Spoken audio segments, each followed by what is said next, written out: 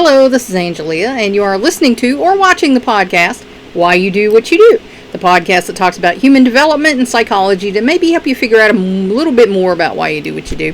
We're now moving on to talk about abnormal behavior. We've gone through the first touch on human development. We'll go into some more later. But we're talking about abnormal behavior. Now, when I taught psychology through the school system and some other classes, this is where you start to lose people. First of all, they teach you in psychology there's no such thing as normal. There's law of averages. Some people fall this way, some people fall that way. So to even talk about abnormal psychology is kind of a, misnomer when they tell you that there's no such thing as normal, right? But I'm just going to say this is for people who can handle it. I had, they were kind of making fun of me at one of the schools I worked at because people were leaving my class crying. I was not mean to them at all. It was just the concepts that we were dealing with hit too close to home, and they weren't ready to deal with those things yet. So, I'm just going to say, if anything I touch on starts causing you some problems, by all means, you can stop watching and talk to, a mental health professional if you feel like you need to do that. Because this class, basically, that I'm presenting in podcast form, is not meant to diagnose or treat. If you feel like anything is relative to you, by all means, go talk to a mental health professional. It's not meant to treat or diagnose. That's not my job. I don't have a license, so I'm just a teacher. So, we're gonna start on talking about abnormal behavior. Arnold is a part-time delivery man for a luncheonette in one of the seamier neighborhoods of a large city. He spends most of his days out on the street delivering coffee, BLTs, and donuts to shops and offices in the area. But there's something different about Arnold. It's partly his gaze. He has dark, piercing hawk eyes that rarely blink, and he examines people with unusual intensity as they pass him by. It's partly the way he dresses: tattered half-lace sneakers, baggy khaki trousers, an oversized t-shirt.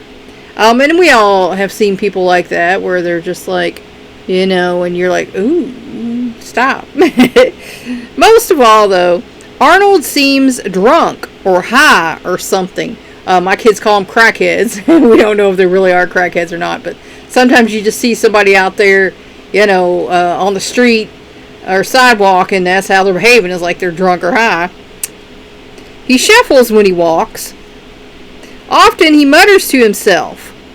Sometimes he stops in the middle of one of his deliveries to see if he is still wearing his white socks. So, that's kind of a red flag there if you're checking to make sure you're still wearing stuff you put on this morning. Strangers tend to sidestep Arnold on the street and hurry past him, although there is nothing sinister about him. And most people can just tell when something's off. You can't put your finger on it, but something's not quite right there. He lives in a rundown residential hotel where every morning he washes, dresses, shaves, and does some laundry in his sink before setting off to his job. So he's got just a mundane little life. His employers give him breakfast when he arrives. That's a good deal there if you can get it. Arnold works for tips, usually a quarter for each delivery. On a good day, he makes $5. He lives on his money plus a monthly supplemental security income check, a kind of welfare for the disabled that is part of the federal Social Security program. I applied for that, and I couldn't get it. So, Arnold's doing better than me. By the time he pays his rent and buys dinner, his only other meal of the day, Arnold ends up with about $2 to $3 a day for clothes and spending money. And that is the reality for some people still in this nation. That's what some of the folks who have a lot more money here in their little protective bubble of money and don't realize that some people have a pretty harsh reality, you know. Arnold is one of the thousands of chronically mentally ill people who have been deinstitutionalized. That is, discharged from a mental hospital in a state of remission. But not because they have been cured. So, you know, the hospitals are so full, a lot of folks, they get to go home. If they're functional, if they're not a danger to themselves or others, and they're managing well on medication and things, they get to go home. That used to not be the case. I mean, we've heard about the 1800s institutions where it was just horrible as torture, you know, for people. But now, you can go home. This means that as long as Arnold takes regular doses of his medicine, his behavior can be expected to stay fairly normal. On his regular monthly visit to the hospital, he sees a therapist for about 15 minutes. Most of the interchange is about whether he is still taking his medication and whether it is causing any serious side effects, such as internal bleeding or nausea. And I'm assuming, you know, you would see a bruise if there was internal bleeding, otherwise how would you know? If Arnold doesn't mention any problems, he receives his monthly allocation of pills and returns to his hotel room. And sometimes that is a problem. Sometimes people sell their pills and then they don't have their pills and then their behavior is off the track. Although Arnold's existence is somewhat grim, he prefers it to his old life. As a young man, Arnold's bizarre behavior, unpredictable bursts of shouting and gesturing, you know, babbling in sentences no one but he could understand, embarrassed his family and upset his employers. Because, you know, people don't like things that seem abnormal. So when people are doing things that are off to them, a lot of folks, you know, will question you or even, you know, be mean. But, you know, that's how you get to know people, is if you ask questions. At least half a dozen times, Arnold was admitted to a state mental hospital with a diagnosis of chronic schizophrenia. The last time, he slept in a ward with 75 patients, a ward intended for 30. So that's reality in a lot of mental health institutions. Where I live, it's pretty good. We don't have quite those numbers. And this is a big city. I'm thinking it's probably New York. Yeah. If you got a ward that's supposed to hold 30 and you're cramming 75 in there, that's a problem, you know. And that's not going to be a good environment for anybody. The beds were less than a foot apart, and the snoring and moaning were so loud that many patients could not sleep.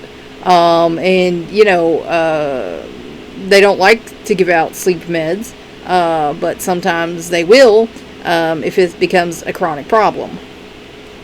After 20 years of life in and out of institutions, Arnold is glad to be making it on the outside, because, you know, everybody deserves to have a life. People have problems, and mental health is a health problem, just like any other health problem. So people who are mentally ill, it is an illness. It's not something they can help or stop on their own. They need to be treated appropriately. Elaine spends most of her waking time sitting at the kitchen table of her modest suburban home. She stares into space, occasionally twisting the half-empty cup of coffee on the table in front of her. Dressed in a flannel nightgown and a worn chenille robe, with no makeup and uncombed hair, she looks older than her 44 years. And this is kind of a common caricature that they do on a lot of movies or shows about someone who's, depressed or out of it, is checked out of life. Elaine used to be a meticulous housekeeper, but she now seems unaware of the dirty dishes piled up in the sink, the unmade beds, the dust on the furniture, and the general clutter that has collected around the house. I'm one of those people who will let some dust sit there for a week or more, because when I was younger, I worked so hard for everything to be perfect, that I actually hurt myself. I did serious damage to my bones. So I've learned that stuff can sit, that it's okay. You need to do the things you need to do every day, like the toilet needs to be cleaned, the sink and tub, the dishes need to be done, the garbage needs to be taken out, the sink, the kitchen counters and everything need to be wiped down, laundry needs to be done. Other than that, the rest of that stuff can wait. You don't have to be like, I heard my great grandmother cleaned her entire house from ceiling to floor every day while her husband was at work. And I mean, that is not necessary. A lot of folks did that in the day. That was the barter system. The man went out and earned the money to buy stuff, and the woman stayed home and cleaned the house while the man was at work. And the benefit to her was she had a house to live in. She'd get a little something every now and then. The benefit to him was to have his meals cooked, his clothes cleaned, his house clean, so he could have his buddies over to see what a nice house he had. Not that he'd had any part in it other than the money part, but that was a common barter thing back in the day. When the telephone or the doorbell rings, she is momentarily startled, but rarely answers them. And I have gone through periods like that. I told a friend of mine that I'm pretty sure I had agoraphobia at one point in my life.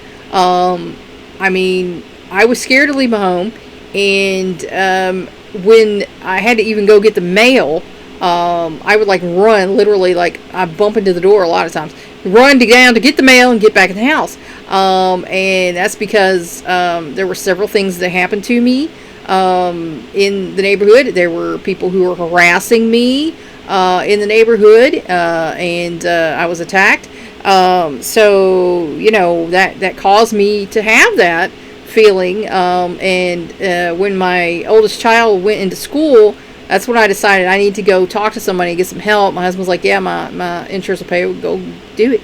And so I did, because I didn't want to be that mom who couldn't leave the house. I wanted to be a functional mom who could go to school, to the PTA, and do all that kind of stuff. And so I did that, and I did that. I was even on the SB site-based decision-making body at my son's school. So I was glad I did that, so that I could overcome that. Every once in a while, she does stand up, but only to pace around the kitchen, wringing her hands and exclaiming over and over, "Oh God, oh my God." If no one is home to land her back at the table, her pacing can continue for over an hour. And that sounds like some serious anxiety level there. Elaine's occasional bursts into action remind her troubled family of the energetic person she used to be. She was always a busy woman, involved in a variety of civic and church activities, committed to being a good wife and mother. About a year ago, she started to complain of feeling overburdened, tired, and depressed. Things that used to interest and excite her, like the annual spaghetti dinner for the high school marching band, no longer seemed worth the effort. And that's a red flag right there. If someone tells you that they're feeling depressed, then they are.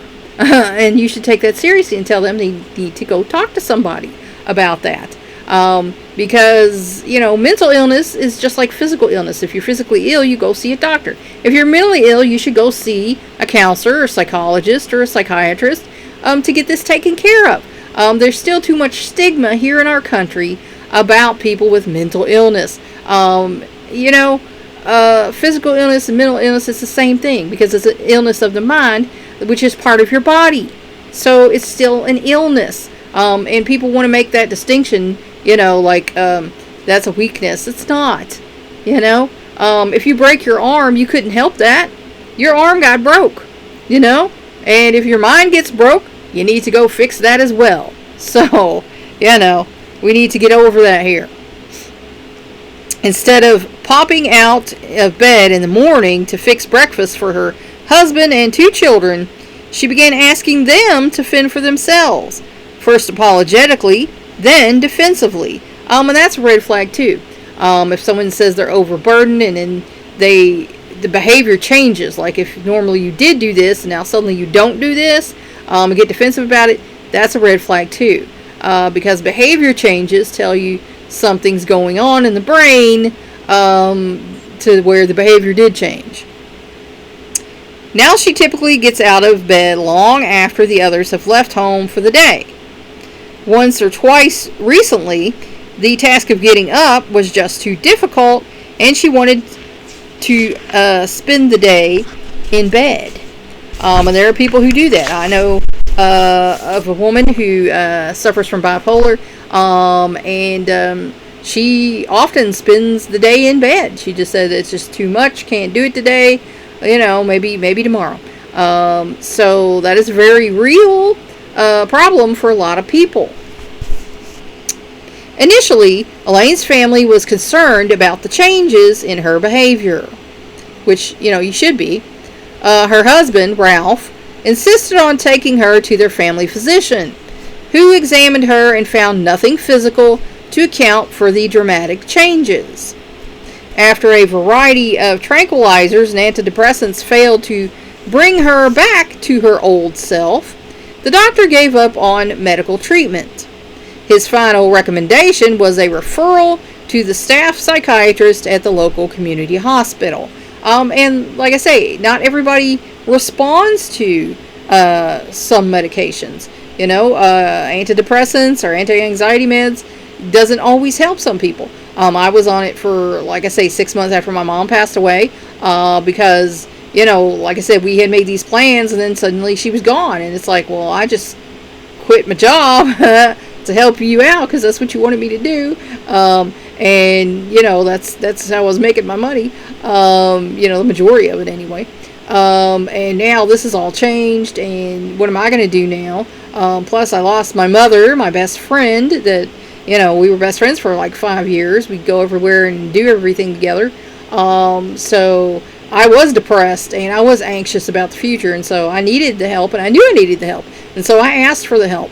And that needs to be something that's okay again here in America. There's no shame, and like I say, if your finger's broke, you'll get it splintered, or your arm, you're gonna get it put in a cast.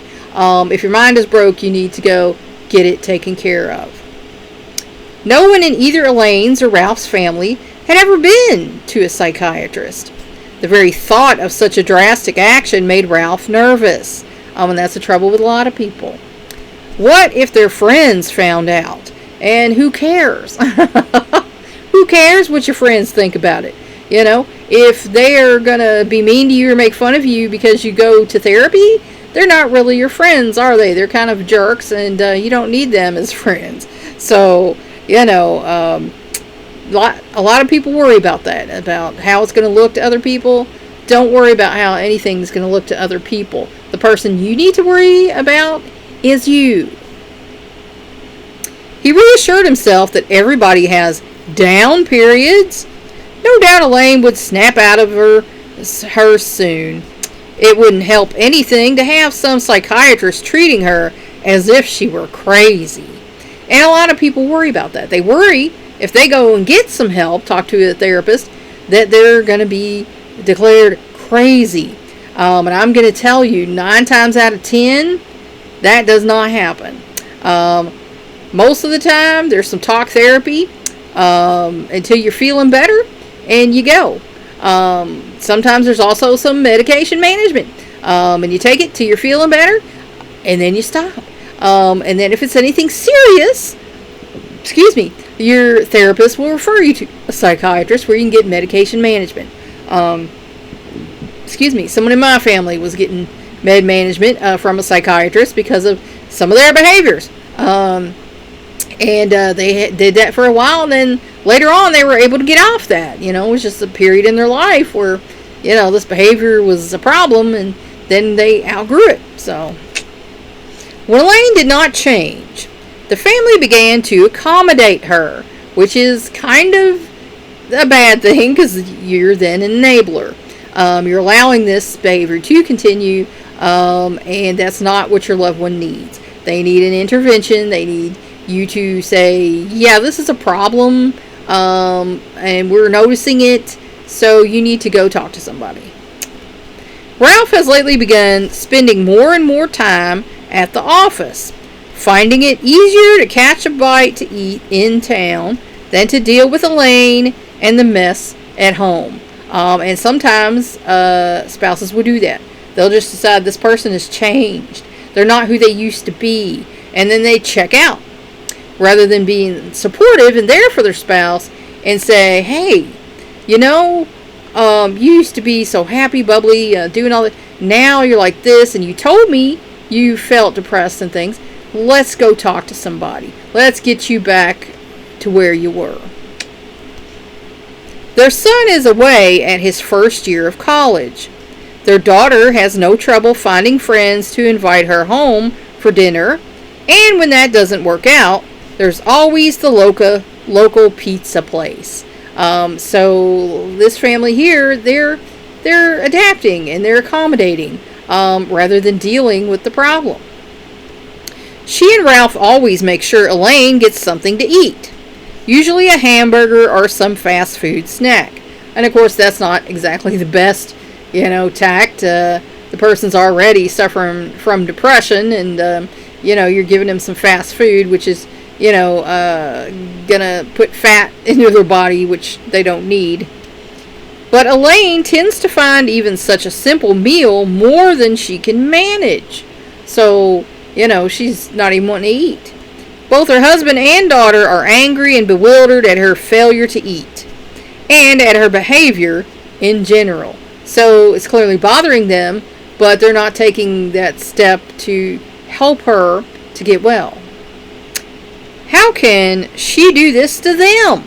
And that's a very selfish, attitude. It's like, why is this person doing this to me? Because they're doing worse to themselves. And of course, we have reactions. We're human. But if you find yourself thinking about that, take a step back and think about that. How is this affecting them? If it's affecting you, think about how it's affecting them. And that might motivate you to take them to get some help. What's the matter with her? Well, if you take them to get some help, you'll find out. What should they do? Again, intervention. You need to step in. If someone is severely depressed, they're not willingly going to go do anything because they don't care, because they're depressed. So you need to step in and say, hey, we need to get this taken care of. Sometimes Ralph wonders if he should follow the doctor's advice and take Elaine to a psychiatrist. And that would be the most supportive thing that he could do. But he always backs off, which a lot of people do. That's an epidemic here, where a lot of people are just like, oh, the stigma, it's like, I don't want family and friends to know that she's crazy, and like I said, there's no such thing as normal. And crazy is a very small definition of folks. Some people just have problems. Some people become mentally ill. It could be a chemical imbalance in the brain. It could be repressed trauma coming forward.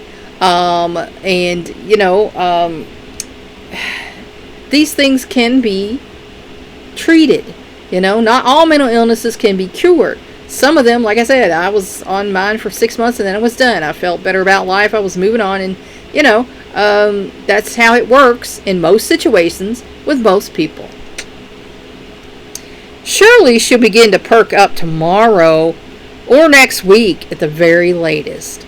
And we all know that's a cop-out, but that's what a lot of people do. They decide, well, this person's like this now. It's a phase. It's a stage. They'll outgrow it. And I know that's with a lot of kids. I know some people who had a child who was acting out in some very strange ways and being violent, and they didn't want to deal with it. They were just like, oh, they'll outgrow it. It's a phase. And then it wasn't. And then they ended up going to a psychology group to get treatment for this child because his behavior had escalated to the point where he was, fighting adults, who were not family. So they had to, take care of things. So if someone changes, if their behavior changes to the extent where you're like, I don't even know this person anymore, that's time for you to say, hey, what's going on? You used to be like this, you used to like this. And a lot of times the person, is so feeling this and so burdened by this, they will break down and tell you. They will, usually cry and tell you, this is what's the problem. This is how I feel. This is what's going on inside me. And then you can take them to get some help, because like I say, mental illness is just like physical illness. If you break your arm, you're going to put it in a cast. If your mind breaks for some reason, you need to get it treated. And we need to remove that stigma from folks, so that they will do that for themselves and for their loved ones. And that's where I'm going to leave you for today. I hope that helped you figure out maybe a little bit more about why you do what you do. Please like and share this educational program so we can spread it around the world. If you want to help me out, subscribe to my YouTube channel. If you want to help me out even more, go to my Patreon page and become a patron. Thanks for watching or listening. And like I said, remember, this program is not intended to diagnose or treat. If anything in this educational program triggers you, go and talk to your mental health professional.